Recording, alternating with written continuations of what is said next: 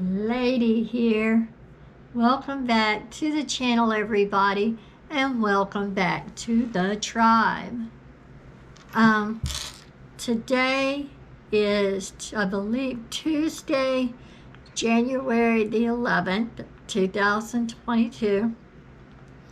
I want to welcome all of my regular subs and welcome all of my new subscribers. Welcome everybody back to the channel. Yes, my voice is a little out of it today, and it is actually, what time? 11:18 in the morning. You guys, this is the first time since my cardiac arrest that I have been a little sick and under the weather. I'm very grateful for this. You guys, tomorrow will actually be 3 months since my cardiac arrest and my pacemaker being implanted. So yeah, I took the day off from doing Lyft. That's the beauty of working for myself. If I don't feel good, I can just stay home, take the day off, and rest. But as you can see by the title of this vlog, I wanted to go into more detail about what it's really like to survive a sudden cardiac arrest and to be in recovery mode of a cardiac arrest. So yeah, tomorrow will be 3 months, 90 days since my cardiac arrest. And I've gone through so much. And it's crazy because this recovery could actually take, from what I understand, up to a year or more to be what's considered fully recovered. For those of you who are new to my channel, and I want to welcome you and thank you all for being here. On October the 12th, let me go back one day. On October the 11th, I had my husband drive me to the emergency room. I had been feeling short of breath and dizzy and faint on and off for months. I thought I was really anemic. I tried taking iron and it didn't really help, and I thought I must be severely anemic because I've had that in the past. And so I went and they started to run tests on the 11th. Yes, you're anemic, but did you know your heart rate is really, really low? I'd never been told that ever in my life. I've never had any heart issues whatsoever that I can remember or that I know of. On the 12th of October, while they were doing a blood transfusion and giving me an iron infusion, I went into a cardiac arrest where they had to do CPR and defibrillator for about 8 minutes. I was on a medically induced coma on a ventilator for 3 days. During that time, I had a pacemaker implanted in my chest. I'll show you guys the scar, which I did the other day. Let me see here. There it is. We're going to talk more about my scar here in just a bit as well.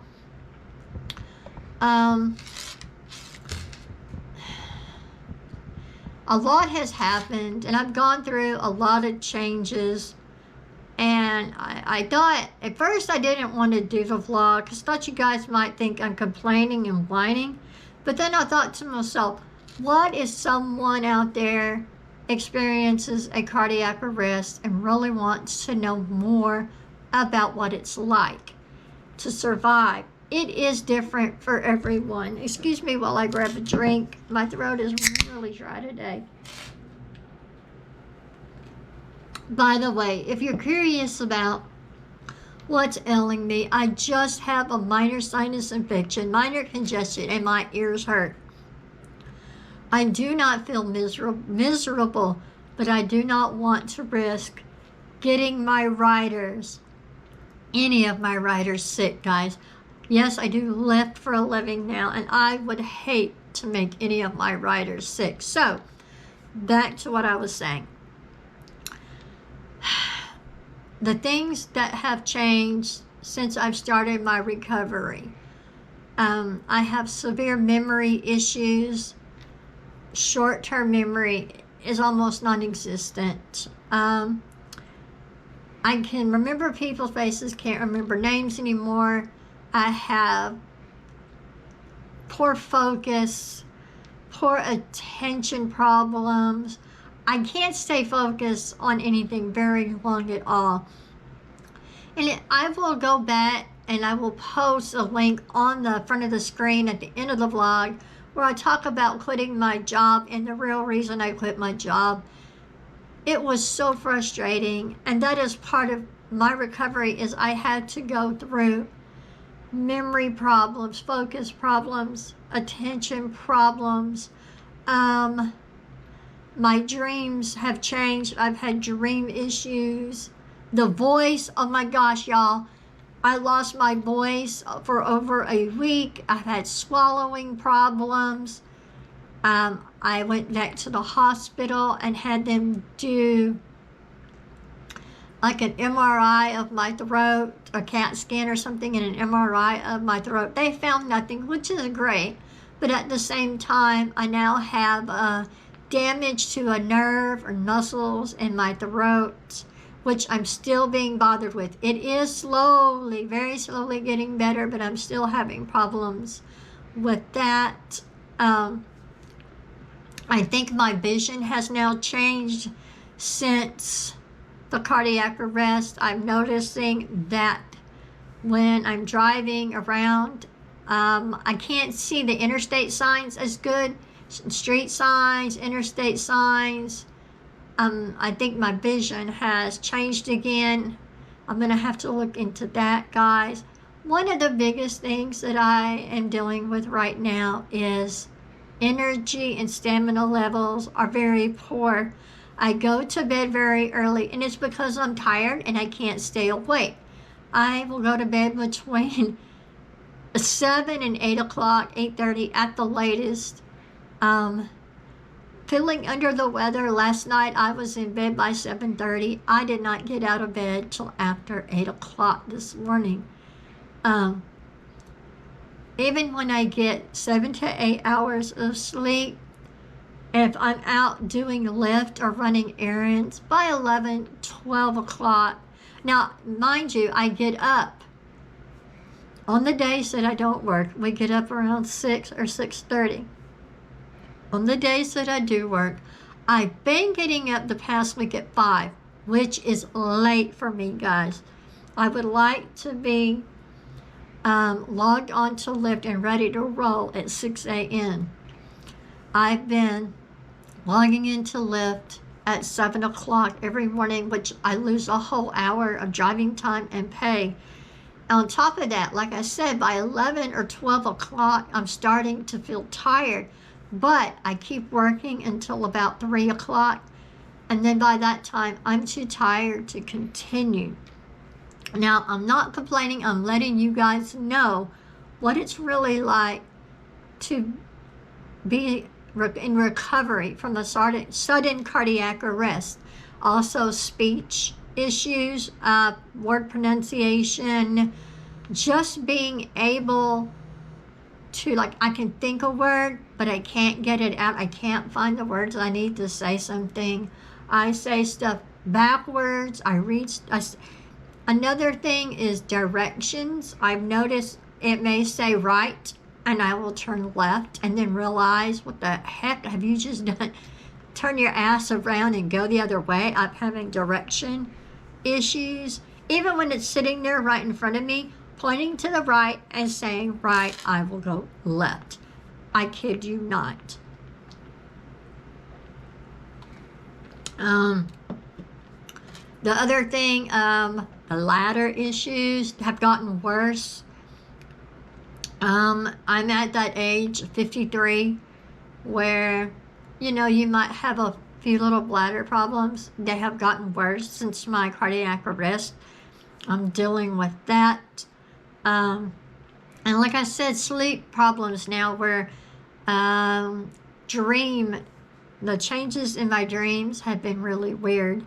Have I had any weird experiences since my cardiac arrest, because I was legally dead for about 8 minutes, I've had a couple of people ask me, since you had somewhat of an NDE, which is a near-death experience, have you had any weird experiences? I have had a couple, and that will be a discussion on another blog, so look forward to that. That one, I've got to really go over that one in my head a little bit, maybe make some notes on that one, because I know I'm probably going to have more weird experiences, which is partly dream, partly real stuff that's happened that has just made me feel kind of crazy and blown my mind. Some of the other things is, since my cardiac arrest, I'm trying to gain weight, and I eat anything and everything, and I've gained some, but not where I want to be. And yeah, I also am doing the physical therapy side of recovery, and it has been really hard because of my energy level and my stamina levels are poor. Makes it hard for me to get on the treadmill, do my weights. I have new weights. I didn't do the vlog for the weights. I went through a spell where I was in a lot of pain and not feeling well. Almost right before I quit my job, and I ordered a lot of stuff that never got posted. But I did order new weights, and I do weight therapy, squat therapy, treadmill therapy. I need to do stretching therapy, and I haven't done nearly what I need to do. And it frustrates me because I'm trying so hard, but I run out of energy. And remembering to do these things is horrible. Remembering to get on the treadmill, just remembering that I need to unload the dishwasher, remembering that I have laundry in the washing machine and that I need to put them in the dryer. I've had stuff sit in the washing machine for 24 hours, and then finally remember there's laundry. Making my shopping list, I miss stuff even though it's right there in front of me, that I don't have it because I don't see it. I can't remember what it was or that we're out of it. It's been a real struggle. And I mean, I take notes, I do things, I do memory games. I'm going to start reading books again. I haven't really opened a good book since my cardiac arrest because I had trouble focusing and like being able to, it's like you reread the same thing 3 or 4 times and it doesn't click. So I'm going to start reading again and find a good book to read. That will help some with my recovery. Now we're going to talk about my scar. I'm going to put a link on the screen with a little photo at the end of the vlog so you can go back and where I talk about why, I think it's why I quit my job or about quitting my job, I show you my scar. It is pretty evident now, there it is, that my scar is probably becoming keloid. If you're familiar with keloid scars, they are raised, they are red, and they are painful, and that is now where mine is. Mine was just a little slit. Now it is all red. It is stretched out. It is raised. Right after I went back to work, or tried to go back to work, my scar began to hurt. It feels like I'm being stabbed in my scar. It feels like pins and needles are being jabbed in my scar. My scar burns. My scar feels like it's pulling and tearing. It aches. It hurts.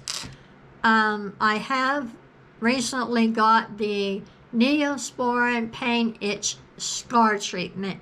I put that on there as much as I can remember to do so. When it hurts, that's when I normally remember, oh, I need to put the Neosporin scar treatment on it.